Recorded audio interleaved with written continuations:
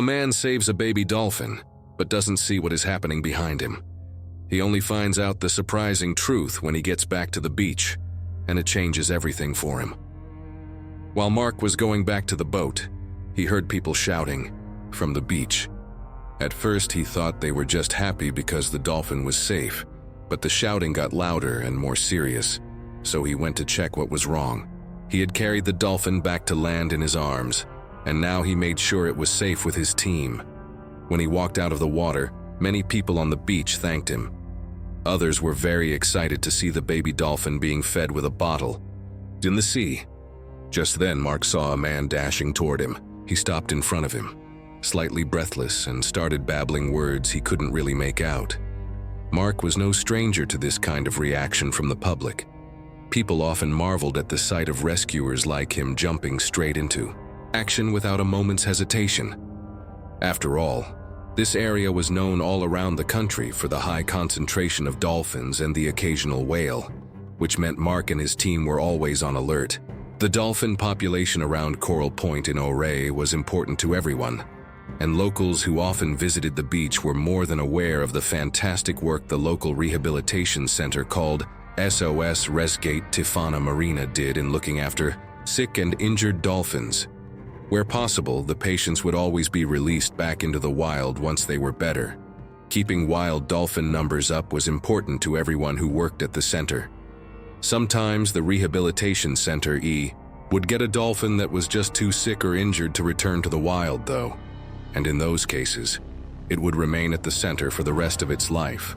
But the center didn't just look after the animals that were brought to them. A dedicated team was always on call for any rescues that needed to take place, and soon their skills would be put to the test. Around midday, the rehabilitation center received a call from a concerned member of the public. They had spotted a baby dolphin near Coral Point Beach, and they were worried that it seemed to be injured. To add to the urgency of the case, the dolphin seemed very young and hadn't been spotted with any family. Mark Rivers, the director of SOS Resgate Tifana Marina Rehabilitation Center, gathered a small team and headed out to the beach, hopeful that they would reach the baby dolphin in time to rescue it. As Mark and his team approached Coral Point, a small crowd began to form on the beach. As more people had spotted the dolphin, interest had grown in the rescue, and people were eager to know more about what the rehabilitation center could do for it. Mark could clearly see the dolphin for himself and decided to head out into the water to get a better look. He pulled on a wetsuit and swam out into the ocean. Luckily, the water was calm that day, and as soft waves lapped up against the shore, Mark swiftly made his way over to the site of the dolphin. The rest of his team kept their distance in a small boat, ready to be on hand should the dolphin need rescuing. The team at SOS Resgate Tifana Marina Rehabilitation Center often photographed and recorded rescues. Sometimes, in the moment, it could be difficult to make an instant assessment of what was wrong with the dolphin, and videos and photographs often helped the team to see what was going on around them. More often than not, in the more difficult cases, video footage and photos led to more in-depth answers about a dolphin's injuries. The videos also served as a warning to the public of things that they were doing that could be damaging the dolphin's habitat. As Mark moved closer to the dolphin, the rest of the team also brought the boat nearer to film the rescue better.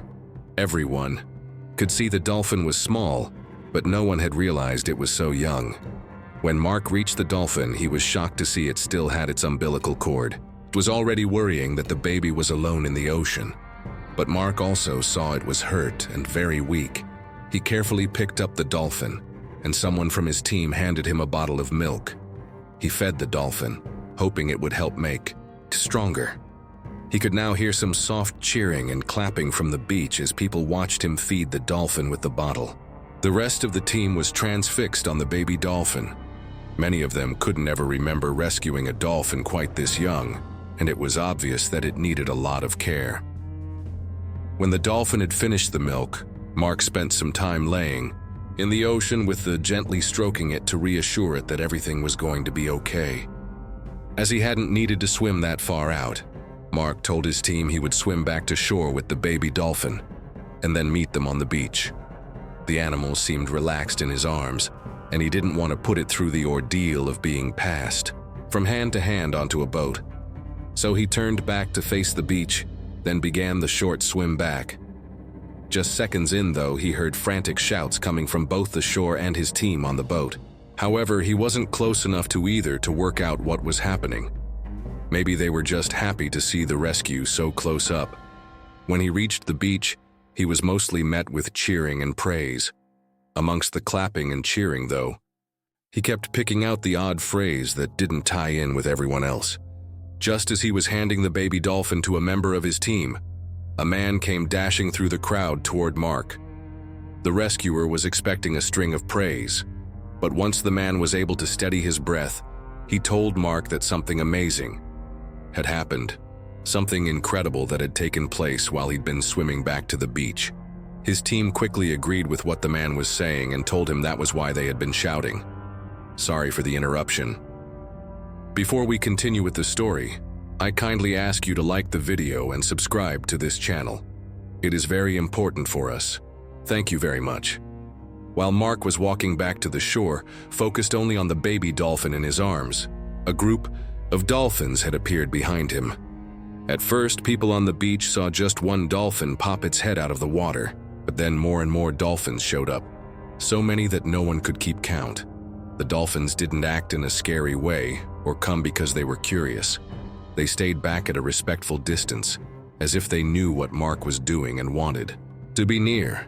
Many people on the beach watched in total silence, amazed by what they saw. It felt like even the ocean had stopped to honor the moment. Mark was speechless.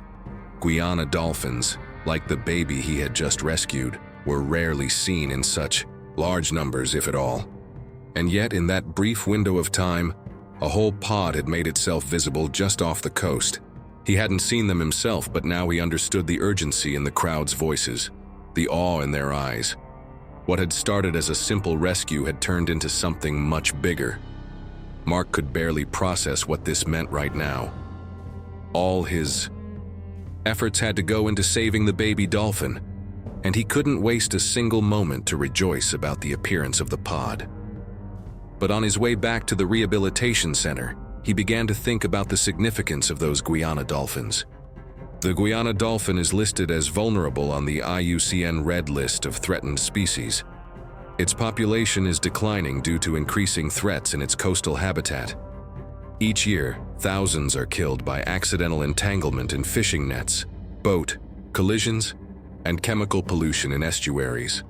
In Brazil, where the species is most commonly found, some local populations have declined by more than 30% over the last few decades.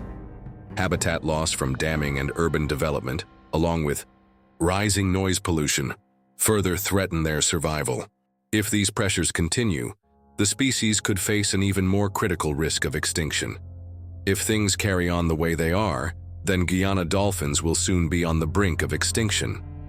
The possibility of the Guyana dolphins becoming extinct made Mark even more aware of how important it was to try and nurse the baby dolphin back to health.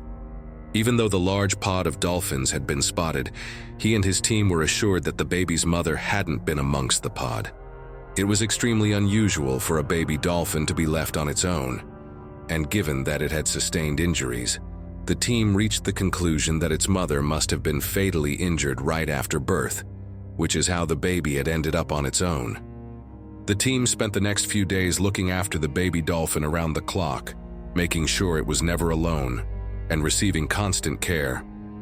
They took turns feeding it, monitoring its vital signs, and keeping it warm and comforted at all times. But despite their dedication, the dolphin didn't seem to be getting any stronger. Its breathing remained shallow, and it struggled to swim on its own. No one knew exactly how long it had been out in the ocean alone, but it was clear that the time spent without its mother had taken a serious toll, both physically and emotionally. The team could only imagine the fear and confusion the newborn had experienced in those early hours of life. And unfortunately, despite everyone's best efforts and their deep hope for a miracle, the baby dolphin sadly passed away just a few days later, leaving the entire team heartbroken. As news spread around the local area, everyone was affected by the loss.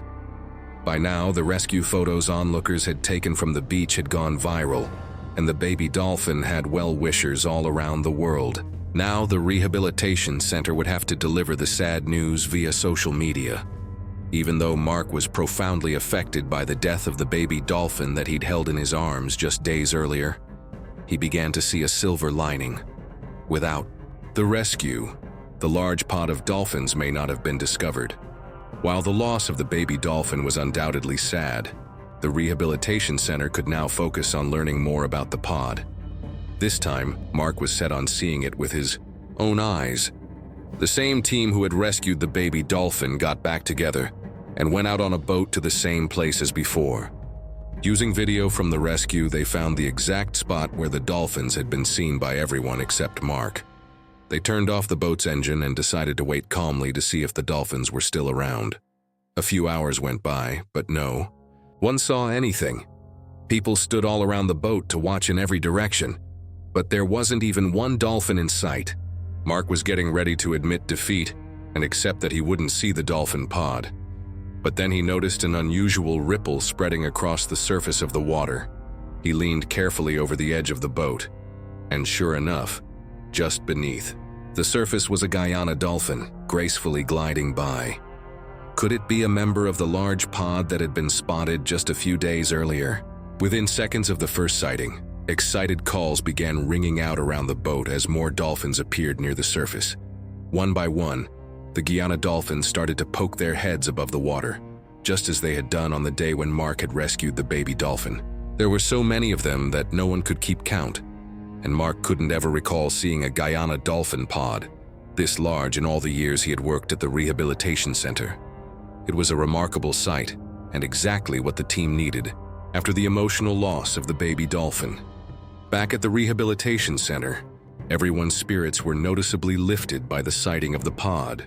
That same morning, they had broken the sad news of the baby dolphin's death on their social media pages.